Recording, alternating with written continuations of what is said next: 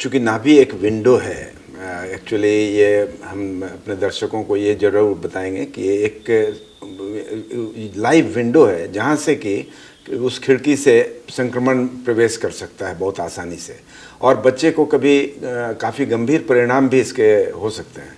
इसलिए सबसे पहले ये जानना है कि इस नाभि को साफ रखना है, लेकिन बहुत एप्लीकेशंस की ज़रूरत नहीं है। कहने का मतलब ये हुआ कि पहले हर तरह का लेप लगाया जाता था, बहुत तरह का, एक जेंशन वायलेट करके होता था, ब्लू रंग का कलर का होता था, वो लगाते थे, या और भी कई तरह के बीटाडीन, ये सब का कोई सिग्निफिकेंस ही नहीं रह गया।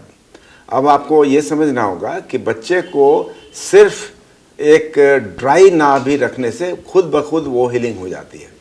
तो ये एक समझ, चूँकि मैनिपुलेशन जब भी हम लोग करते हैं तो उसमें और संक्रमण का चांसेस ज़्यादा हो जाता है। अगर हम लोग उसको बार बार छेड़ें नाभि को, तो वो जो एक प्राकृतिक वे में वो धीरे धीरे कॉन्ट्रैक्ट कर जाता है और सील हो जाता है वो विंडो, वो उल्टा हम लोग उसको खोल देते हैं। और कभी कभी तो ऐसा भी होता है कि अगर ये रह जाए तो उसमें कुछ दाने भी आ जाते हैं, अम्बिलिकस के अंदर वो कुछ दाने हो जाते हैं, जिसको हम लोग अम्बिलिकल पॉलिप बोलते हैं या अम्बिलिकल एडिनोमा बोलते हैं। तो ये या अम्बिलिकल ग्रैन्युलोमा बोलते हैं, है ना। ज़्यादा अगर उसमें एक उभार जैसा हो जाता है और वो परसिस्ट करता है, उसमें जो एक एक ग्लिसनिंग, जो चमकता हुआ एक ये रहता है, तो वो जो है एक परसिस्ट कर जाता है बहुत दिनों तक। तो एक ये अवस्था होती है जिसको बोलते हैं अम्बिलिकल ग्रैन्युलोमा।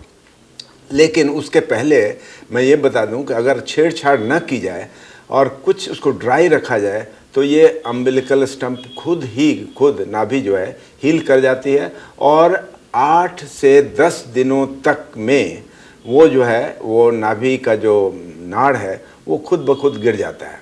ये आसान सी प्रक्रिया है। कभी कभी लेकिन ये नाड़ नहीं गिरता हो तो उसमें भी एक इन्फेक्शन का समावेश होता है। इसलिए ये बात भी समझने योग्य बात है कि अगर 3 से 4 हफ्ते तक वो नाड़ लटकी रह जाए तो उसमें भी इसका मतलब एक इन्फेक्शन है।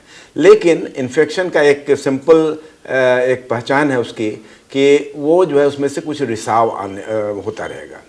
अगर रिसाव होता रहेगा तो इसका मतलब है कि अम्बिलिकल सेप्सिस है, मतलब उसमें संक्रमण है। तो ऐसी अवस्था में ऑफ कोर्स इनिशियल स्टेज में हम लोग तब स्पिरिट से उसको साफ करके और तब जो आमतौर से जो मलहम है एंटीबायोटिक का वो लगा सकते हैं। इतना ही करने से वो ठीक हो जाता है आमतौर से। लेकिन जैसा हमने बताया कि 99% केसेस में हम लोग यही कहते हैं कि कोई एप्लीकेशन ना लगाएं, कुछ भी नहीं लगाएं। और ऑफ कोर्स वो जो हम लोगों की प्रथा है कि पुराना कपड़ा पहनाने की, उसमें कभी कभी इन्फेक्शन हो जाया करता है। इसलिए ये भी मेरी हिदायत होगी अपने दर्शकों से और खासकर माता पिताओं से कि वो जो है वो पुराना और गंदा कपड़ा उसके इर्द गिर्द नहीं रखें। खास करके अगर आपको नए कपड़े से गुरेज भी है तो आप पुराने कपड़े को अच्छे तरह से धो के पहनाएं, है ना। कुछ शुरुआती दिनों में, कुछ 5 से 7 दिनों में जब तक छठी नहीं होता है तो वो लोग नहीं पहनाते हैं तो नया कपड़ा। तो ठीक है, नया कपड़ा न पहनाएं, लेकिन आप पुराने कपड़े को अच्छे तरह से स्टरलाइज करके ही उसको लपेटें तो कभी इन्फेक्शन नहीं होगा। और ग्रैन्युलोमा अगर हो जाता है तब तो उसका एक अलग इलाज होता है। उसमें हम लोग कॉटराइजेशन करते हैं कुछ सिल्वर नाइट्रेट या कॉपर सल्फेट से। वो एक अलग समस्या हो जाती है जब उसमें एक दाना जैसा हो जाता है जिसको बोलते हैं अम्बिलिकल ग्रैन्युलोमा। जी डॉक्टर साहब, एक आखिरी सवाल यही करना चाहूँगी कि कुछ लोग घरेलू उपाय भी बताते हैं कि अगर कोई छोटा मोटा जख्म है तो नमक डालने से नाभि में वो ठीक हो जाता है, तो ये बातें कितनी सही है? ये एक ओल्ड एज प्रैक्टिस हुआ करता था जब हम लोग कॉटरी नहीं करते थे, ये जो सिल्वर नाइट्रेट या कॉपर सल्फेट से। तो एक सिंपल सा इलाज था कि नमक को उसके ऊपर डाल दिया जाए, तो दैट वाज एन इरिटेंट, और उसके वजह से वो धीरे धीरे करके हील कर जाता था।